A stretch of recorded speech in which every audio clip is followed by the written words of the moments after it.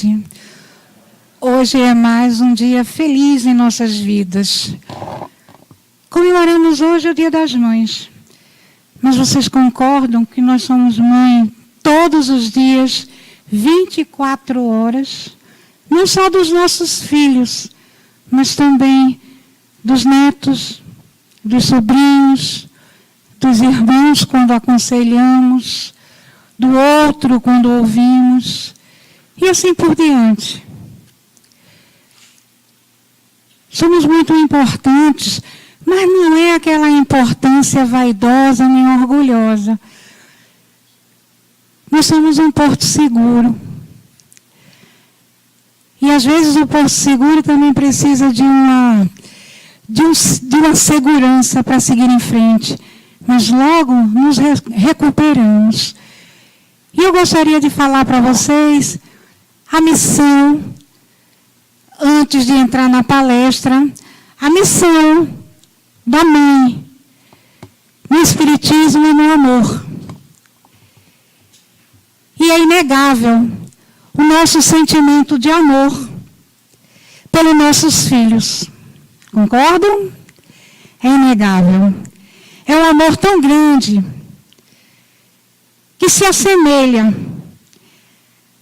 que é o exemplo mais próximo do amor que Jesus teve e tem pela nossa humanidade, da qual fazemos parte. E Ele amou tanto que Ele encarnou para nos ensinar que amar também é servir. E servindo é que a gente vai nos amar. Do livro O Consolador, existe uma pergunta 189. E a missão da mãe aqui na Terra? E é muito pequenininha a resposta, mas muito explicativa. Diz que a mãe terrestre deve compreender, antes de tudo, que seus filhos são filhos de Deus, primeiramente. E nós convivemos com isso na maior alegria, mas isso é uma grande lição de desapego. Nossos filhos não são nossos. Nossos filhos são de Deus.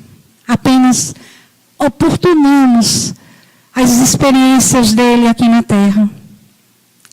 No ambiente doméstico, ele é o suporte divino de toda a compreensão espiritual e sacrifica-se pela paz da família. Não é assim que a gente faz? Tranquiliza um, tranquiliza outro, até porque nós somos o fator principal de uma família. Nós geramos os filhos. Uma mãe tem tanta abnegação, tanto desprendimento, que é capaz de dar a sua vida para recuperar a vida de um filho. Trocar de lugar, isso é facilmente aceito e feito por nós, mulheres. Não precisa nem ser mãe. Mulheres, trocamos de lugar com qualquer filho, com qualquer irmão, com qualquer neto. Para a doutrina espírita, a maternidade é mais uma demonstração da providência e misericórdia divina. Quando experimentamos a maternidade, estamos participando como espírito da obra do Pai Celestial, aliando-nos a eles e servindo de suporte para trazer ao mundo seres que contribuirão para o crescimento moral e intelectual do nosso planeta. Veja como é importante a nossa missão, a nossa responsabilidade, a nossa abnegação. Se um dia nos tornarmos desnecessárias, não significa que deixemos de amar, de maneira nenhuma. É que ensinamos aos nossos filhos bem direitinho, para que eles comecem a viver sozinhos. Significa também que entendemos, quando não somos chamadas toda hora, mãe, mãe, mãe, para resolver um problema, é que cada um tem sua trajetória, precisa construir seu próprio caminho, assumindo suas escolhas. Qualquer que seja a razão para reencarnarmos como mãe, sobretudo como espírita, devemos nos lembrar do papel e contribuição que temos na formação da humanidade. Nós fazemos isso tão simplesmente e tão amorosamente. E temos o dever de formar seres humanos de bem, lembrando sempre a paternidade divina e a imortalidade da alma. Devemos ensiná-los a desenvolver autonomia, independência, confiança em si mesmo para os desafios da vida. Super protegê-los, como muitos de nós fazemos. É normal a gente não querer que eles se machuquem, que eles não passem pelo que nós passamos. São experiências. Mas isso nos deixaria com eles incapazes de procurar saídas para alguns obstáculos da vida. E como a irmã e madre Teresa de Calcutá, ela dizia uma coisa muito bonita, que eu vou ler para vocês, e que resume toda a trajetória das mães. E ela dizia: a maternidade é a sabedoria do despreendimento. Por quê? Porque ensinarás teu filho a voar, ensinarás aos filhos, não é teus filhos, eles não são nossos, mas ensinarás aos filhos a voar. Mas não pense que eles voarão contigo. Eles terão o voo dele. Ensinarás aos filhos a sonhar, mas não é teu sonho que ele vai viver, e sim os dele. Ensinarás a viver, mas eles não vão viver a tua vida, eles vão viver a deles. Ensinarás os filhos a cantarem, mas eles nunca vão cantar a tua canção, e sim as deles. Ensinarás os filhos a pensar, mas eles não pensarão como tu, e sim com o amadurecimento deles. São espíritos livres, cantarão, sonharão, pensarão e viverão suas próprias experiências. Mas a semente que nós plantamos, desde eles novinhos, os ensinamentos que nós colocamos em suas cabecinhas, esses sim, continuarão com eles, até o crescimento e sendo repassado para os filhos. Então eu desejo a todos um feliz Dia das Mães. E agora vamos começar a nossa palestra. Mas antes de falar em despreendimento, que é uma coisa muito difícil para a gente, desprender de alguma coisa, se desapegar. A gente pode até se desapegar dos bens materiais, mas é muito difícil da gente se desapegar de nossas imperfeições, de nossos pensamentos. Vamos voltar um pouquinho ao capítulo 9, antes de ir para o capítulo 14, e vamos saber qual é a nossa propriedade. O que realmente pertence a nós. E tem uma pergunta. No item 9, começa assim: O homem só possui de plena propriedade aquilo que pode levar deste mundo. Aí a gente pensa assim, o que levamos desse mundo? Aí vamos estudar, vamos pensar, o que levaremos desse mundo? Do que encontra ao chegar e deixa ao partir, goza enquanto permanece aqui. Então a resposta, a continuação da resposta, já vai nos induzindo que a gente não tem muita coisa material para levar daqui. De sua riqueza, não tem posse real. Ele é usufrutuário, tudo é de Deus. Então o que nós possuímos realmente? E a espiritualidade, mais uma vez, responde. Nada do uso do corpo, tudo do uso da alma. Por que nada do uso do corpo? Porque são posses temporárias. Deixamos tudo aqui. Mas nós nos agarramos à riqueza, nós nos agarramos a um carro bonito, nós nos agarramos a uma amizade que a gente tem. Por egoísmo, não deixar que essa amizade também seja de outra pessoa. Nós nos agarramos e nós somos egoístas a tal ponto que adoecemos com ciúme. E ainda dizemos assim, será que ele gosta mais de mim do que do outro? Então começamos a cortar o outro, a poldar o outro.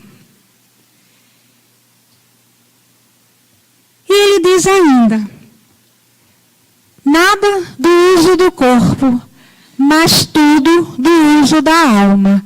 O que seria do uso da alma? Não é da nossa alma, é do espírito que somos nós. Porque se dissermos do nosso espírito, vamos dizer que não somos nós que estamos aqui dentro desse corpo. Porque nós somos espíritos. Muitas vezes a gente diz assim, o meu espírito. Não, não é o meu espírito, espírito. Eu estou apenas vestida nesse corpo. Mas em outras encarnações, eu vou ter outra vestimenta. Então já conclui daí que nem o corpo é nosso. Porque não levamos. Não é? E as posses eternas? Que são do uso da alma. O que será isso? Que propriedade é essa? Que bagagem é essa que vamos levar? Conhecimento, inteligência e o mais importante, conhecimentos, qualidades morais. E é o que estamos aqui para aprender. Esses são os nossos valores que vai na nossa bagagem, que irão na nossa bagagem. Porque quando chegarmos ao plano superior, ninguém vai perguntar o que fizestes. Foste ricos ou pobre? Mas vão perguntar o que deixaste de fazer. E não tem argumento para você não fazer nada pelo outro. Não tem. Porque quando você não tem nada, bens materiais nenhum, você pode prestar seu ouvido, sua paciência, sua tolerância. Então você pode fazer sim a caridade. Joana de Ângeles, no livro Jesus e o Evangelho, à luz da psicologia profunda, diz assim, o mais importante, que os bens materiais amealhados e acumulados em arcas e bancos, são aqueles bens de ordem emocional, espiritual, moral e social. Para que vai nos servir a nossa inteligência? Nossa inteligência para aprender a usar o corpo. Não é cuidar do corpo e do espírito. A nossa inteligência vai saber fazer com que o corpo seja cuidado, porque ele é um instrumento de trabalho. Sem o corpo nós não vamos poder trabalhar aqui na Terra. Nós não vamos poder nos beneficiar da misericórdia divina que nos dá esse corpo, nos dá o próximo. Para quê? Para que ele seja o nosso exercício diário de perdão, de paciência, de tolerância. Vamos respeitar o nosso corpo, vamos respeitar a nossa inteligência, para que possamos com ela criar, movimentá-la, construir, para que jamais possamos deixar o outro sem nada. Com a nossa inteligência, podemos muito bem ajudar o próximo, dando trabalho, ensinando, não só a pescar, não só a trazer o peixe, mas também dar dignidade. Isso é para que serve a nossa inteligência.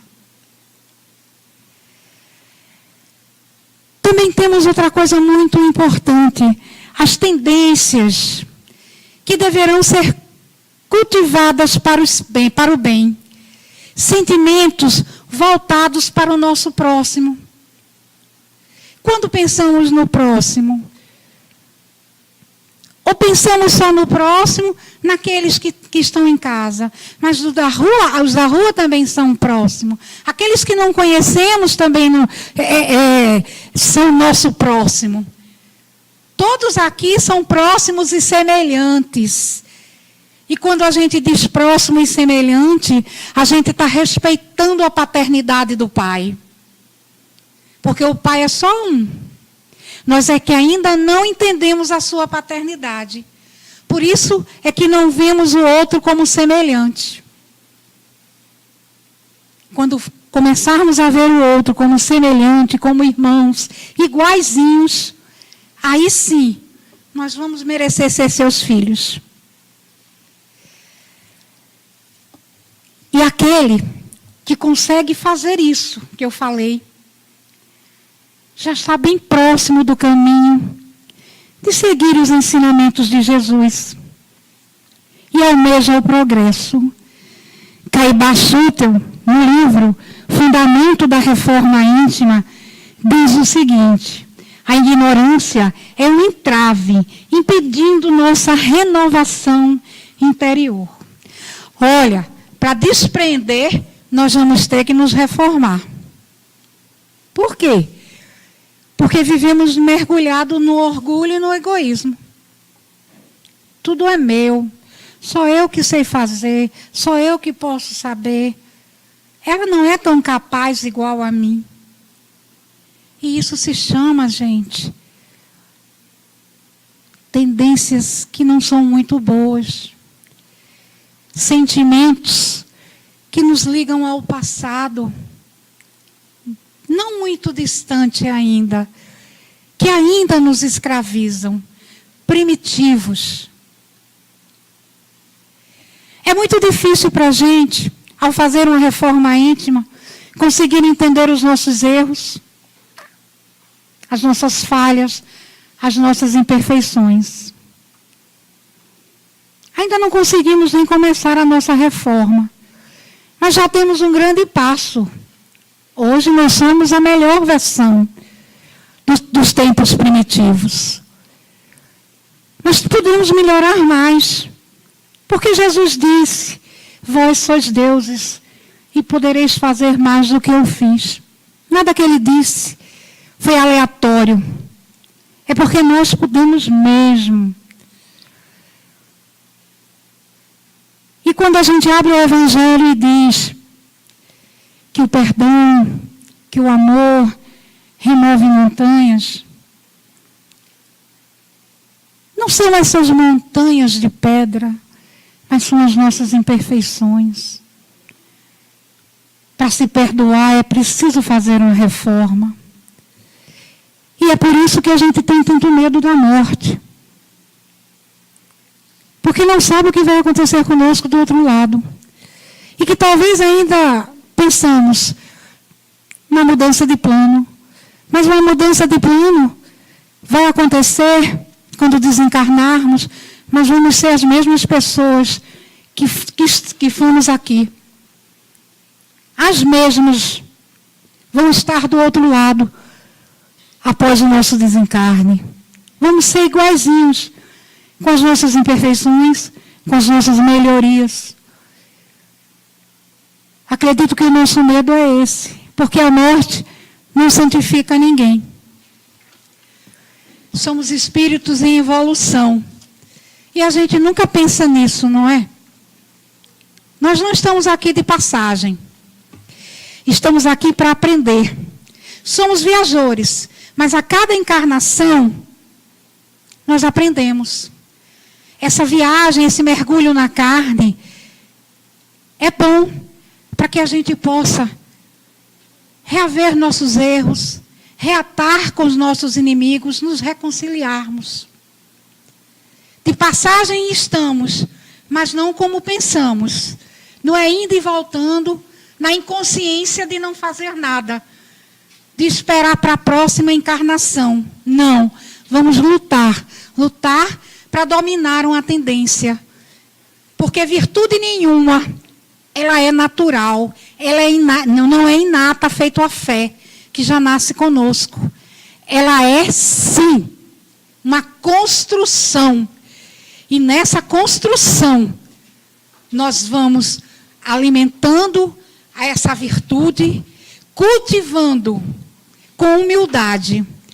Porque só se consegue mudar com humildade.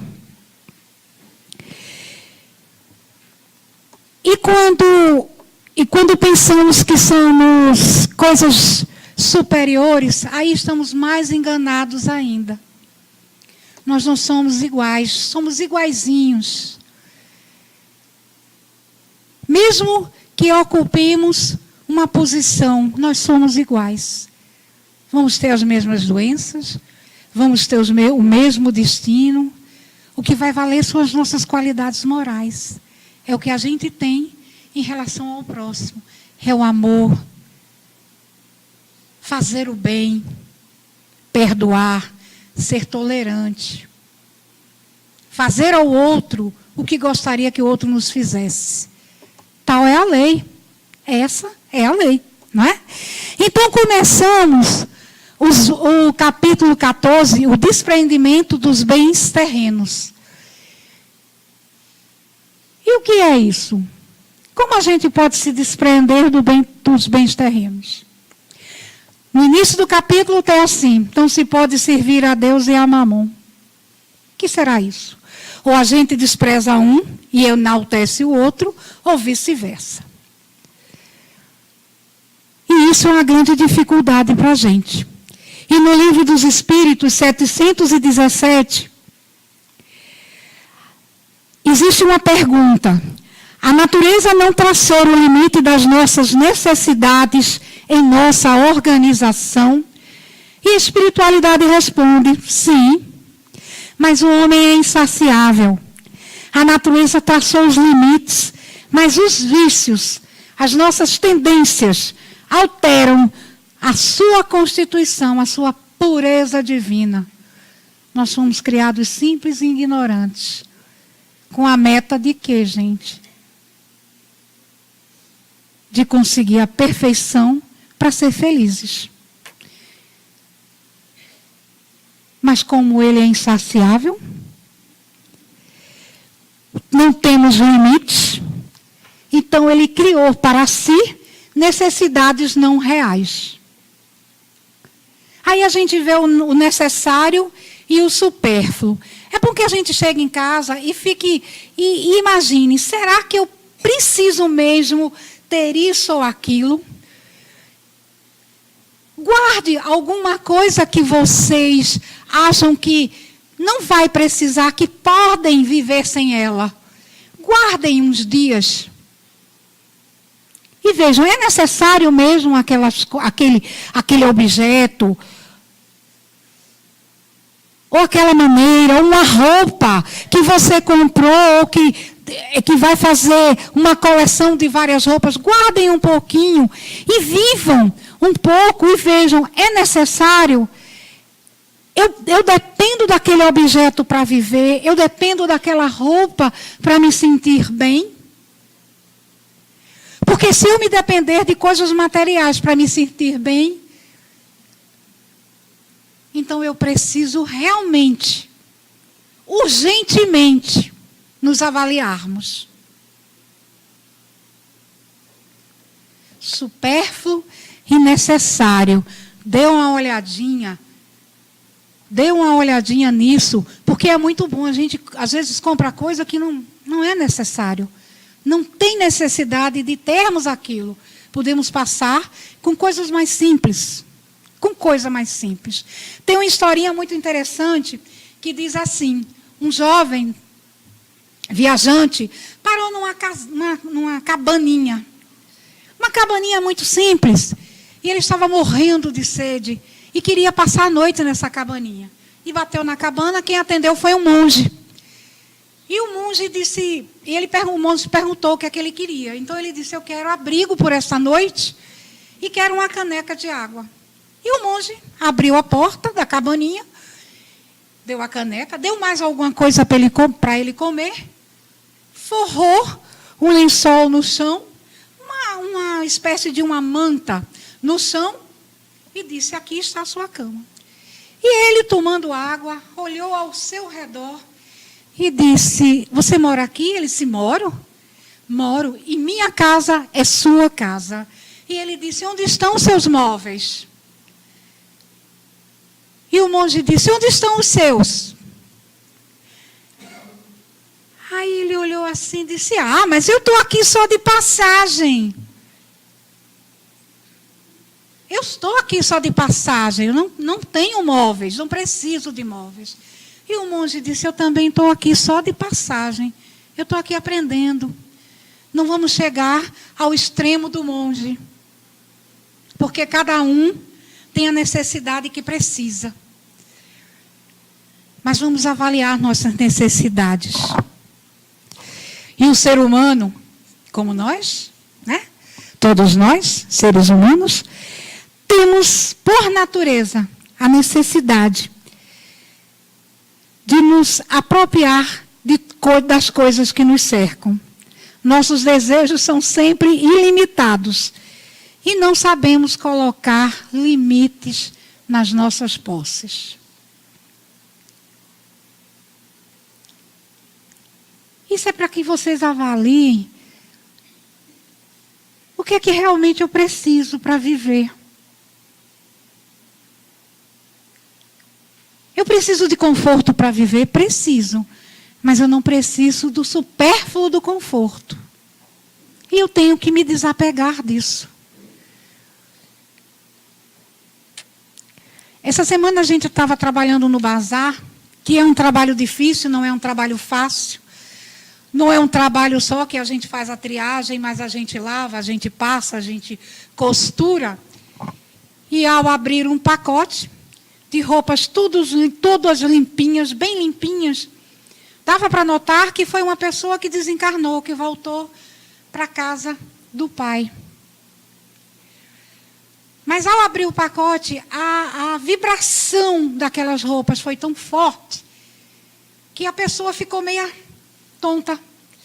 E foi para a sala do passe se harmonizar para voltar a trabalhar. Olha o nosso apego, olha o nosso amor pelas coisas. O que a gente devia se apegar, gente? A nossa ligação com o Pai. Nós somos espíritos. E Emmanuel comenta a passagem do desapego no Evangelho de Marcos.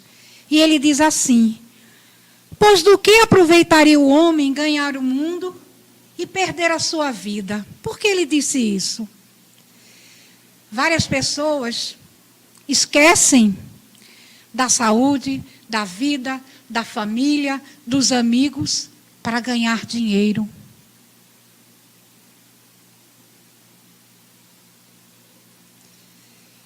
E depois passa gastando dinheiro para recuperar a saúde.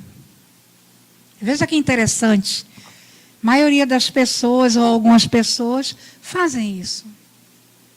Então a gente tem essa tendência de quanto mais tivermos, mais felizes nós vamos ser. E não é assim. O apego ao supérfluo, ele diz, é loucura, gente. Vai nos transformar numa pessoa avarenta. Igual aquela parábola daquele senhor que construiu um galpão e botou todas as sementes para garantir a vida dele toda. E aquelas pessoas que amealharam aquelas sementes lá no galpão deles morriam de fome. E ele não dava uma migalha a ninguém. E ao fechar o galpão, trancar com cadeado, adormeceu tranquilo. Só que acordou na casa do pai, no plano espiritual. Não adiantou nada. Não adiantou nada. Guardar alimento é desperdício. Roupas em desuso, asilo das traças. Em outras palavras, nos agarramos ao efêmero, ao passageiro, ao transitório. E esse é o caminho da ilusão. E libertar-se a si mesmo, como eu disse lá na frente, é nos libertar disso tudo. Eu sou a própria essência divina. Só que eu ainda não me reconheço assim. Mas eu preciso me reconhecer assim. Porque quando Ele nos fez, Ele colocou um pouquinho de amor em cada um de nós. Cabe a nós acender essa lâmpada. E Jesus disse que brilhe a nossa luz, a vossa luz. Como brilhar a vossa luz se o nosso coração ainda está tão cheio de apego? Ainda está tão cheio de orgulho e de egoísmo. Vamos nos desapegar. E não é um trabalho fácil. Porque esse trabalho começa aqui, ó gente, na cabeça. E dá uma trabalheira para ele ir para o coração. E dá outra trabalheira para ele ir para as mãos. Porque o amor, ele começa aqui, vem para cá e depois vai para as mãos. Aonde a gente começa a fazer boas ações. É para isso que nós estamos aqui. Para nos ajudar e não para guardar. Lembramos que o apegado de hoje é o obsessor de amanhã. Tá? Devemos viver o mundo sem pertencer ao mundo. O que quer dizer isso? Sem se influenciar. A televisão aí está cheia de anúncio. Tem máquina tal, mas se minha máquina está tão boazinha e eu posso trabalhar nela tão tranquilamente, por que eu vou ter que ter uma do ano? Eu vou ter que ter uma melhor que todo mundo. E ainda chamo meu vizinho para mostrar, olha a máquina do ano. E essa seca, viu? Essa seca. Pois a minha não seca. Quem seca sou eu, espremendo. Mas ela faz um trabalho maravilhoso. E eu estou muito bem com ela. O problema é você estar bem com aquilo que você tem. E não a ambicionar aquilo que você não tem. Muitas vezes a gente não tem condições de comprar um carro igual ao do vizinho, mas a gente compra e se endivida. E depois vem um remorso. Se o vizinho teve, ótimo. Se o vizinho tem, ótimo. Se eu não posso ter, ótimo. Eu tenho aquilo que eu vou poder ter. No capítulo 14, o padre Lacordaire, ele foi muito feliz em suas colocações. Ele viveu no século XIX na Argélia. E ele nos traz uma mensagem lindíssima.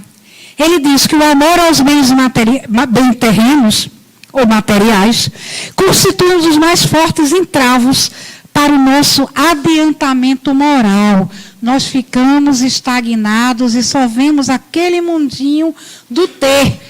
Nós temos que sair do ter para ser. ser bons amigos, bons companheiros, fazer o bem, amar o próximo. A lei não é essa? Amar a Deus sobre todas as coisas e ao próximo como a si mesmo, e amar aos inimigos. E a máxima de Jesus não é só fazer ao outro o que gostaria de fazer, o que gostaria que o outro te fizesse. Isso é a lei e os profetas. Não tem outra saída. Não tem outra saída. Não adianta esse apego. Não levamos nada daqui para lá. Esse apego à posse material destrói a nossa capacidade de amar. Porque ficamos enclausulados naquele sentimento. É meu, é meu, é meu. Será que a gente não vai ter um pensamentozinho para Deus? Ele é nosso Pai. E espera pacientemente que a gente encontre o caminho reto. Ele mandou seu Filho, nosso irmão querido, nos mostrar que Ele é o caminho, a verdade e a vida. E ainda ficamos nas vertentes, sabendo o que podemos fazer e ainda não fazemos. Mas vamos chegar lá. A ideia central dessa mensagem do padre é que a gente tem que tratar os bens materiais com devido equilíbrio. Nem tanto, nem tão pouco. E principalmente, cuidar, vigiar e orar para não ter avareza, vaidade, orgulho. E principalmente, a posse de autoridade. Quando estamos no caminho, numa posição de autoridade, nós não sabemos falar com o outro, nós pisamos o outro. Nós gritamos com o outro, mas ele não é surdo. Ele apenas não entendeu sua ordem. E você tem a obrigação de ter paciência e tolerância para repetir. E até fazer por ele algumas vezes. Isso é fraternidade, isso é amor. Quando o subalterno não entende, você faz por ele. 1, 2, 3 vezes. Dá oportunidade. Vamos dar oportunidade ao meu irmão a aprender, ou então a fazer aquilo para o bem de uma sociedade, de uma firma, de uma empresa. Mas nós temos não só esses apegos, nós temos apego ao nosso próprio corpo. Quantas pessoas desencarnam por um corpo perfeito? Nós não estamos satisfeitos com o que temos. Mas se o corpo não é nem nosso, se a gente não leva esse corpo para canto nenhum, não estamos sendo contra, de maneira nenhuma. Cada um é de acordo com o grau, pensa, faz e age de acordo com o seu grau evolutivo. E esse apego faz parte da nossa condição evolutiva. Mas isso não quer dizer que a gente não possa mudar. Podemos sim mudar. É só ter a vontade. É só pensar em casa. O que eu posso fazer para ser melhor do que fui ontem? Santo Agostinho fazia isso. O que eu posso fazer para ser melhor do que eu fui ontem? O que eu posso fazer para ser melhor hoje? Para que eu não me arrependa à noite quando fizer minhas preces e quando pensar no que eu fiz o dia todo. Quais são os erros que eu cometi para não cometer de novo? Morremos também pelo corpo alheio. Morremos, que eu digo, assim. Quando vemos uma pessoa, a gente não vê, quando nos apaixonamos por uma pessoa, a gente não vê o coração dela, os sentimentos dela. Muitas vezes vemos o corpo dela. Isso é muito pequeno para a gente. Porque se Jesus viesse aqui, Ele não veria o nosso corpo, Ele veria o nosso coração. Porque é no coração que se encontra o nosso tesouro. E temos aquela vaidade intelectual também. Tem pessoas que sabem livros e mais livros e mais livros e mais livros, e quando bota para fora, bota com arrogância, com orgulho, com uma vaidade, que não deixa ninguém abrir a boca. E quando a gente diz uma coisa errada, não é assim não, o livro tal, capítulo tal, não é assim, gente. Nós estamos vivendo experiências. Nós podemos consertar aquela observação que está errada. Nós podemos consertar com humildade, com paixão, com amor. Afinal, ele é meu irmão, está aqui do meu lado, merece uma oportunidade. Se eu já li e ele não teve essa oportunidade, eu vou ensinar para ele. Mas não ensinar na frente de todo mundo, ensinar lá atrás. Isso é que é um espírito humilde. Não na frente de todo mundo. Na frente de todo mundo, fazia os fariseus que rezavam assim, para mostrar a todo mundo que eles estavam rezando. Só que a oração deles não chegava ao Pai. Porque a oração sincera sai do fundo do coração. E essa nem precisa ser falada e nem vista.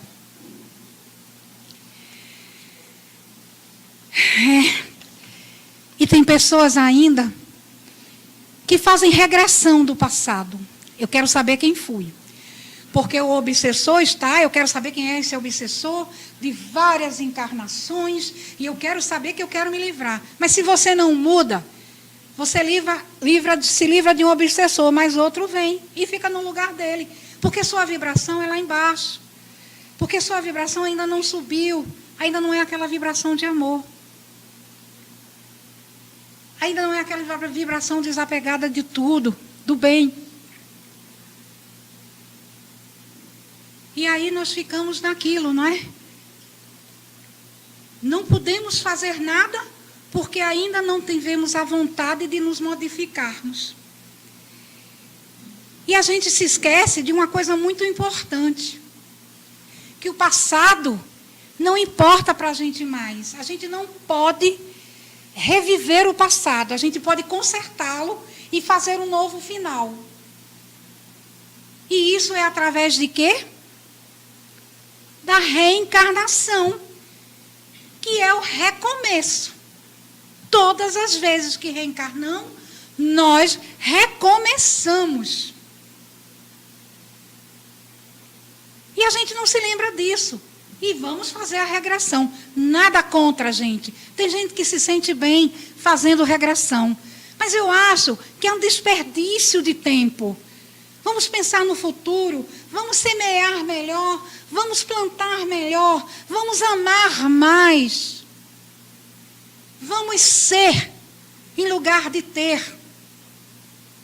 Vamos ser mais amigo. Vamos olhar para o outro e dizer bom dia, ou boa noite, ou boa tarde, com mais amor. E para finalizar, que só temos 10 minutos, nós temos uma historinha, que é parte deste capítulo, de um jovem rico que chegou, sabia que Jesus vinha de Jericó, e foi falar com Jesus. Ninguém conhecia ele, mas se sabe que ele era rico. Aí eu pergunto, se ninguém conhecia, como é que sabe que ele era rico? Fácil. Antigamente as pessoas valorizavam, e hoje também um pouco, as roupas. Então a gente sabia, eles sabiam naquela época que as pessoas de posse se trajavam melhores, e não aquela túnica. E ele tinha franjas azuis, e a cor azul era muito difícil se conseguir, porque vinha através de um molúsculo. Era extraída. Então o jovem só podia ser rico, porque ele vinha todo vestido de franja. E ele falou com Jesus, se aproximou, se ajoelhou e perguntou: bom mestre. E Jesus disse: por que me chamas de bom? Bom é só meu Pai. E ele continuou: o que posso fazer para conseguir a vida eterna? E Jesus disse tranquilamente: segue os mandamentos. E ele disse: mas eu sigo os mandamentos há muito tempo. Eu os pratico. Tenho todos no meu coração. E Jesus, olhando para ele, vendo as vestes dele, disse assim: então vendes tudo o que tem, doa aos pobres e segue-me. Ele olhou com tanta tristeza para Jesus, porque ele não entendeu.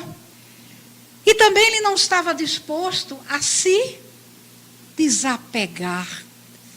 A riqueza para ele já fazia parte dele. E nada que é material é parte da gente. O que é parte da gente é nosso amor, nossa compreensão, nossa tolerância, o bem que a gente pode fazer. Isso é parte da gente. E ele saiu, muito triste. Muito triste. Ele nem sequer questionou. Mal sabia ele que naquela época, vender é desapegar. Jesus jamais queria que ele vendesse tudo para ser mais um mendigo no mundo. Jamais ele faria isso. Não iria ser tão irresponsável a esse ponto, porque com a riqueza dele, ele podia ajudar muita gente. Então, Jesus queria que ele desapegasse um pouco e fizesse alguma coisa para o outro. Mas Jesus viu o coração dele. Ele não estava pronto para se desapegar.